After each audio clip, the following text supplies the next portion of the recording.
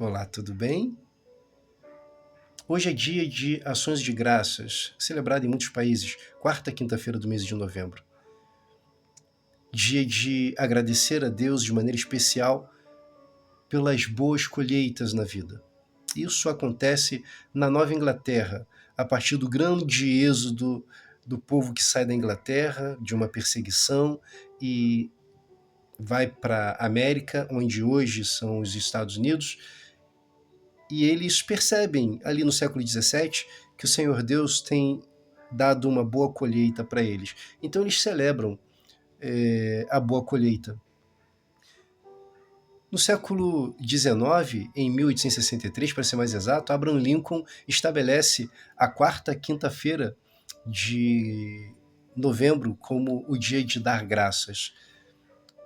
Em 1941, finalmente, o Congresso americano estabelece, inclusive, como feriado nacional. Em 1949, nós trazemos essa ideia para o Brasil. Então, 1863, Abraham Lincoln, nos Estados Unidos da América. 1941, o Congresso norte-americano chancela, como inclusive feriado nacional, e em 1949 o Brasil se apropria dessa ideia e nós vivemos isso até hoje, celebrando. Mas a pergunta que não quer calar, nós entendemos já que muitos países, inclusive nós, separamos esse dia para agradecer a Deus e rememorarmos todo o cuidado dele com a gente, tudo que a gente tem recebido até aqui. Essa é a proposta originária, desde a Nova Inglaterra, que se tornou Estados Unidos.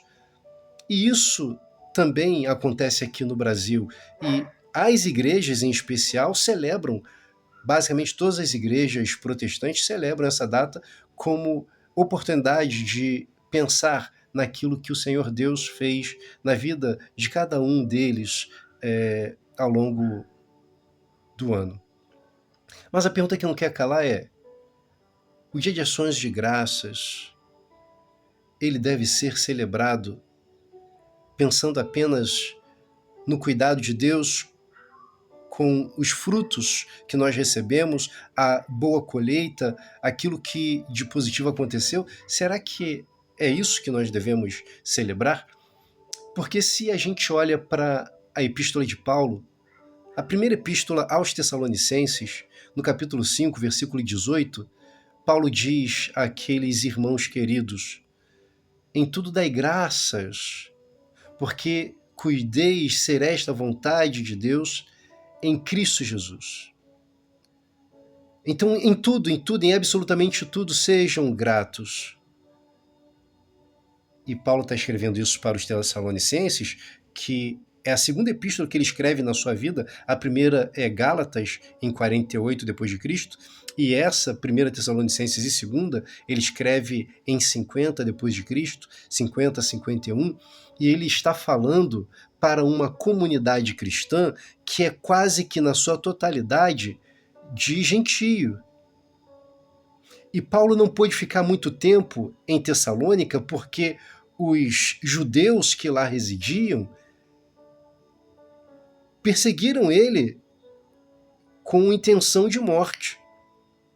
Então ele fica ali alguns meses evangelizando, discipulando, e quando ele sai e escreve essa epístola porque ele deseja que os irmãos que lá se estabeleceram continuem íntegros, cuidando uns dos outros, e apesar da perseguição que era iminente, que era dinâmica, dia a dia,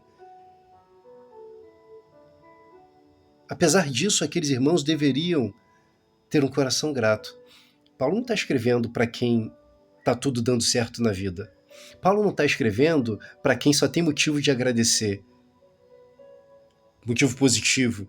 Ele está incentivando esse povo a agradecer apesar das provações, agradecer apesar das perseguições, agradecer apesar das perdas, agradecer apesar dos sufocos, das fomes, da nudez, das mortes, das traições. Agradecer. Antes desse texto, versículo 18, inclusive, ele vai dizer: alegrai-vos sempre, lá no versículo 16. Alegrai-vos sempre no Senhor. E ele diz no 17, orem sem cessar. Esse é o segredo de ter um coração grato, apesar das circunstâncias. Ter conexão tal com Deus, de modo que, ao perceber que nós somos ultrajados, traídos, maltratados, desconsiderados, apesar de tudo isso, a sua conexão com Deus não permitirá que você espere muito das pessoas. Embora a gente sempre espere. Mas que não se abale o suficiente para frear a sua caminhada, porque a sua alegria está em Deus. O Senhor é a nossa alegria. E esse é o nosso grande desafio, alegrar sempre.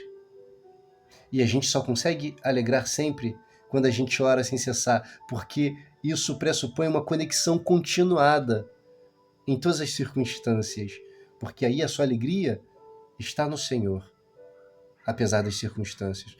Um velho louvor dizia: não olhe as circunstâncias, olhe o seu amor. Não me guio por vistas, alegre sou. É sobre isso. Agora, você sabe que, no que pese hoje, quarta, quinta-feira do mês, você ter a oportunidade de reunir com os seus irmãos e amigos nas mais diversas igrejas, celebrar, levar alguma coisa para você comer, para lanchar com os irmãos, frutas, bolos, isso é uma delícia, essa comunhão é maravilhosa. É uma oportunidade de lembrar de muita coisa boa, mas se lembre, a gratidão não prevê apenas coisas boas. E aí, eu fico às vezes me sentindo triste, moído, decepcionado, traído, abandonado, coisa de gente, coisa de ser humano. E aí eu lembro que absolutamente nada do que eu passo é pior do que o Cristo já passou. Ele foi traído pelos seus discípulos. Ele foi abandonado pelos seus apóstolos no momento de sua morte. Apenas João o acompanhou até a cruz. Todos os demais fugiram com medo. Porque tem medo da autoimagem, porque tem medo de sofrer, de morrer, coisa humana. E às vezes a gente gera muitas expectativas, né, no ser humano. Mas Cristo não sofreu menos do que você e eu. Sofreu muito mais. E ainda assim amou. E cuidou e perdoou. Isso é um grande desafio. Então, apesar disso, alegrai-vos sempre. Também nisso, dê graças, porque essa é a vontade de Deus em Cristo Jesus. Feliz dia de ações de graças. Mas sabe de uma coisa? Amanhã, depois de amanhã e depois, que seja a você um feliz dia de dar graças em Cristo Jesus. Dia bom para você. Eu sou André Fazelo e essa é mais uma gota de esperança. Deus te abençoe.